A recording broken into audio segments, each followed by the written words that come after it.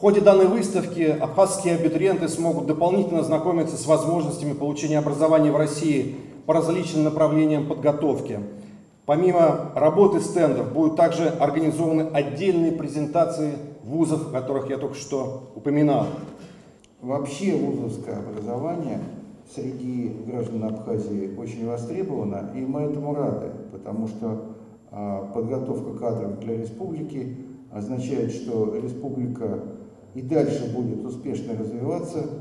Мы знаем, что очень много детишек стремятся получить качественное образование, уровень образования повсеместно, начиная, будем говорить, с российских высших учебных заведений, в наших национальных образовательных учреждениях постоянно растет, и нам нужны, как и везде, очень профессиональные кадры для того, чтобы мы развивали будущее нашей страны. Одним из ярких примеров эффективности нашего культурно-образовательного сотрудничества являются успехи абхазских студентов, поступивших в ведущие вузы России по линии Россотрудничества.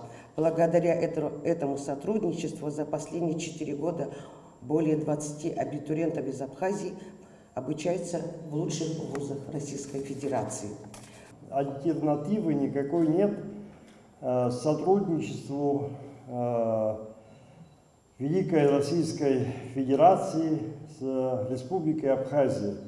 И здесь нужны конкретные для развития этих отношений конкретные мероприятия, конкретные дела. День особенный в нашей жизни, потому что образование – это образ и подобие Бога, Творца неба и земли.